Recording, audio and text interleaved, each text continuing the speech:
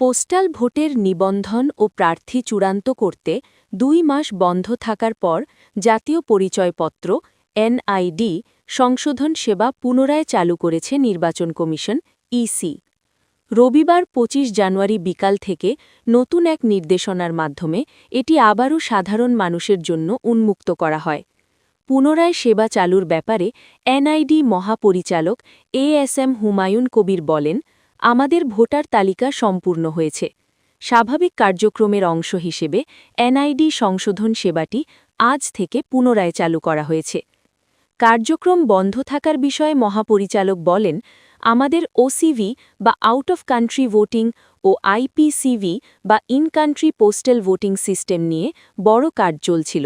এই সময় এসব নিবন্ধন সম্পন্ন হয়েছে। এখন কাজ শেষ হওয়ায় আমরা স্বাভাবিক কার্যক্রমে ফিরে এসেছি। এছাড়া ভোটের মাঠে প্রার্থীদের চূড়ান্ত হওয়ার বিষয়টিও এনআইডি কার্যক্রম বন্ধ থাকার অন্যতম কারণ। উল্লেখ্য, জাতীয় নির্বাচন সামনে রেখে এনআইডি সংক্রান্ত যে কোনো ভুল তথ্য প্রদান বা পরিবর্তন ঠেকাতে গত বছরের 24 নভেম্বর থেকে এনআইডি সংশোধন কার্যক্রম পরবর্তী নির্দেশনা না দেওয়া পর্যন্ত বন্ধ রেখেছিল EC. P news TV desk.